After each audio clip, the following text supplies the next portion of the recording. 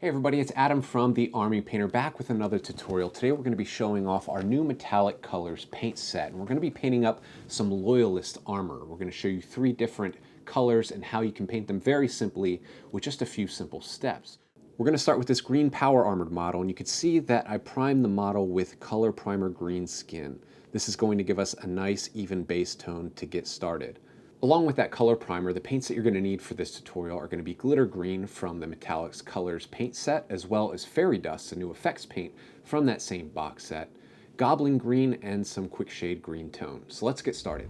I've thinned down my paints, and I'm just going to apply a very simple and a very thin coat of this glitter green all over the armor pieces on the model. I'm using a regiment brush here, and the reason I like to use a regiment brush for applying these base coats is because the larger bristles hold more paint and allow me to get nice, smooth, and even coverage. So very simply, I'm just going to find all of the areas on this model that I want to be green. I'm just going to focus in on a few areas for this tutorial today. I'm not going to paint the whole model because I just want to showcase a few techniques on how to use these new paints. And now with that base coat applied of glitter green, we're going to apply a wash. And this wash is going to help to define some of the details on the model by working its way into the recesses. For this, I'm using Quickshade Green Tone. And now I'm just going to find the areas, and I like to work from the top down, and I'm going to apply this wash over top of the model. You can see I only painted in the helmet here, the chest plate, the shoulder pad, and a couple other areas. And the reason is I just want to showcase the difference, and you can see it quite clearly here, how different this looks compared to our standard green skin color primer. It really gives a nice metallic sheen to the model. So I'm going to go around the model in all the areas that I previously painted in glitter green and just apply this wash very simply. If you do see it begin to pull up too much, just go ahead and take your brush and wick it away nice and simply. On areas like here on the shoulder pad, on these big round areas, what I like to do is start at the top and use the flat side of my brush, and I'm using the regiment brush again here, to pull that wash into the recesses, into these hard edges like so. But once you base in the rest of the models, once you apply a wash, your model is basically tabletop ready. But if you want to go back and reinvigorate some of those base tones and push the model with some added detail, I'm going to recommend that you go back to that glitter green and reinvigorate some of those colors. So I'm just going to find the areas on the model that we previously base coated, and I'm going to leave the wash in the recesses like you can see here on the shoulder pad. And I'm just going to apply this glitter green to the raised areas to really make it stand out again, because the wash will darken the model down a little bit. On areas like here on the chest, I'm just going to find the areas underneath this collar here. I'm going to leave that wash in there, and I'm just going to brighten the model back up again.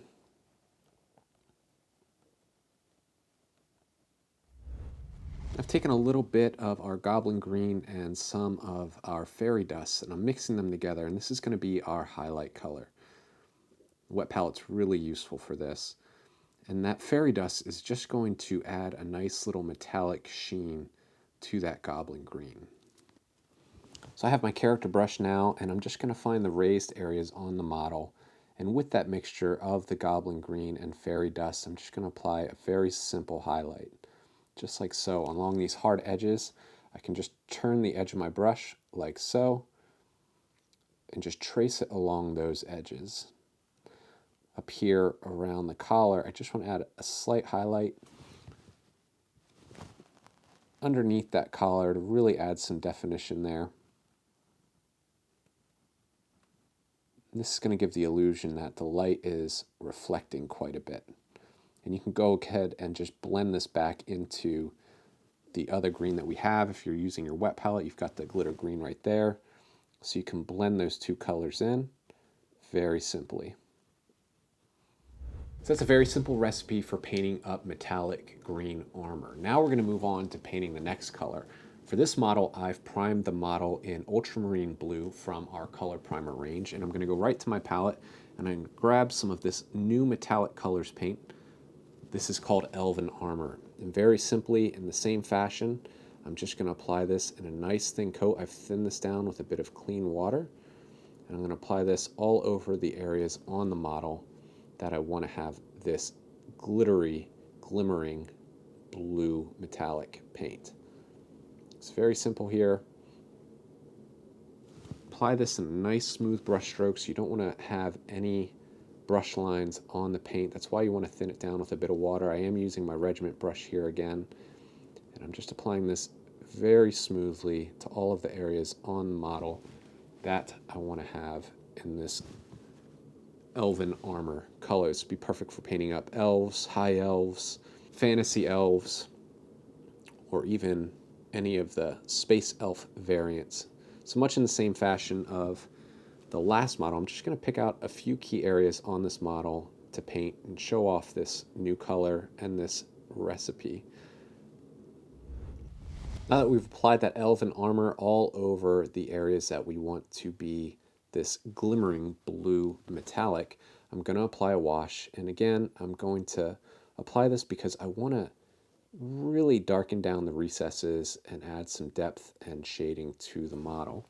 So I'm applying this wash all over the model. You don't have to use Quickshade Blue Tone. You could also use our dark tone if you would like. It would make it a little bit darker blue, but I really want to push the saturation on this blue armor here. And our Quickshade Blue Tone is perfect for that. So I'm applying this much the same way all over the armor, like so, allowing the wash to work its way into the recesses. You don't want it to pull up too much. If it does begin to pull up a little bit, just wick it away with your brush just ever so slightly.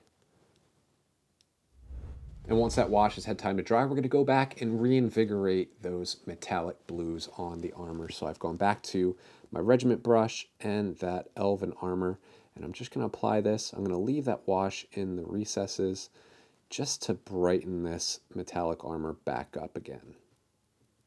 So many of these areas you're just going to want to focus on the raised edges. You can leave some of that wash to exist, and it really adds some nice depth, but this really makes this blue armor pop again. I'm going to showcase this here on the shoulder pad and this big energy fist that he has, and I'm just going to reestablish that base tone, and you can really see how that metallic glimmer is coming right back. On this fist here, I'm just going to pull the Elven Armour like so, and then focus it on this edge here, and let the wash sit kind of on top of the fist there. It gives some nice tonality and depth to the model. I've mixed some crystal blue with our fairy dust, much the same way that we did with Goblin green and fairy dust for the last color that we painted, and I'm going to apply this in a very similar fashion.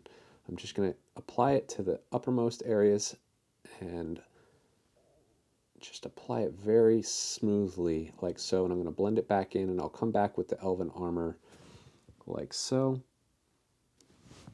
Again, this is why working with a wet palette is very handy, because you keep those paints nice and workable.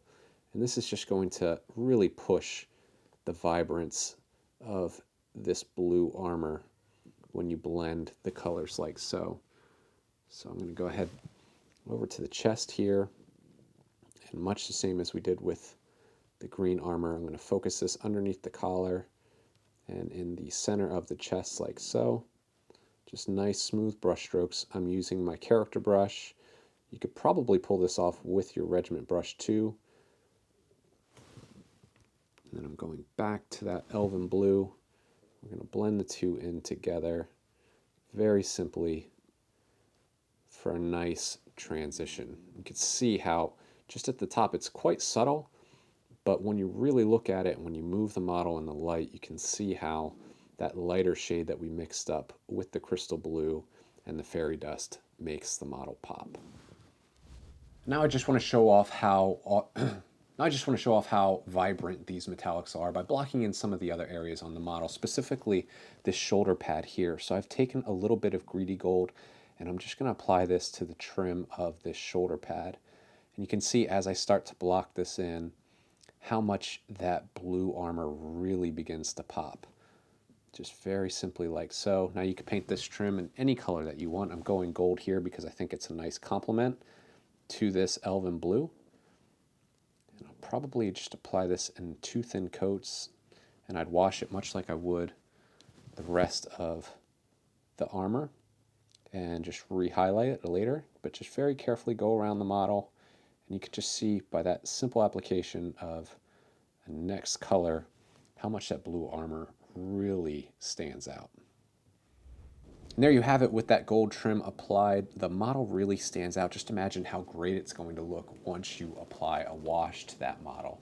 Now we're going to step away from painting some blue armor. We've already painted green. Let's see how we can paint up some red armor. For that, we're going to be using our Gemstone metallic color paint. We're going to be using a bit of Mars Red, again mixed with that fairy dust, and some Quickshade Red Tone. So let's get started.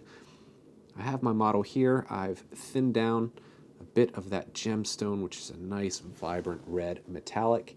And we're just going to repeat the steps that we applied. I primed this model in Dragon Red from the Army Painter Color Primer range. It's a nice starting point. Now it looks like you're not seeing a big difference between the two. It's because we're applying 2 very similar colors over top of each other. And with that color primer application, it makes applying this base tone of the metallic much simpler. Something that I really love about this Gemstone Red is that depending on which way the light is bouncing off of it, sometimes you see a bit of red and sometimes you see some more orange, fire orange bronzes in there. It's a really complex color. I really enjoy that. Now that we have the base tone of Gemstone applied, we're just going to go ahead and grab some Quickshade Red Tone, and in the same fashion that we did in all of the other models, we're just going to apply this all over the armor that we've painted in the Gemstone, just to apply some realistic depth and shading to the model. Again, when we get up to this shoulder pad here, we're going to start at the top and use the flat of the brush to work that wash into the details and the recesses. Our Quickshade washes are very great at adding depth and realism to your models. Very simply, once you apply this wash, your model would be tabletop ready if you want it to be, but of course we're going to come back and add just a few more details just to bring it to that next level. All right, now that wash has had time to dry, I'm going back to the Gemstone and I'm just going to reinvigorate and reestablish that base tone with just an initial highlight like so. You're leaving that wash in the recesses. Again, I like to use this collar piece of the armor here as a reference point. You want to leave that wash in there and just reestablish that base tone. Allow that wash to sit in the recesses. I've mixed in a bit of Mars Red with our fairy dust, and we're just going to apply a very simple highlight like so. I know this looks pretty stark, the contrast between these two colors now, and that's okay, because we're going to come back and apply that Gemstone in a minute just to blend it back in. So I'm going to find the raised areas on the model, like the top portion of this knee pad here. I'm just going to work that in like so.